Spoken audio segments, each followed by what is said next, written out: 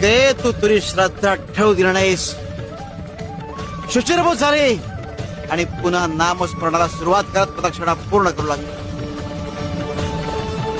आणि म्हणून तुझी मदत करण्याकरता आम्हाला त्या रूपात यावं लागलं.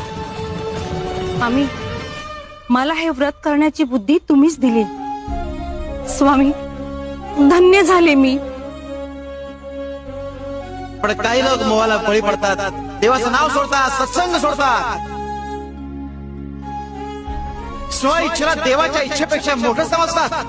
अरे पण तुमची श्रद्धा जर खरी असेल तर कुठले षड्रिपू जरी आलेत तरी तुमचं काही बिघडू शकत नाही.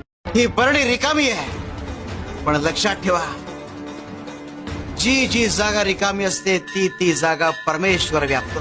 तुमचं मन जर षड्रिपूंनी ग्रासलेलं असेल तर परमेश्वर शिरू शकत नाही, तिथे राहू शकत नाही.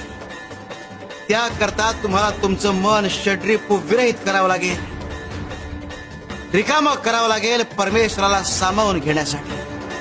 अन्यथा षड्रिपूंनी ग्रासलेल्या मनाला आणि मनुष्याला केवळ तडाखाच मिळतो.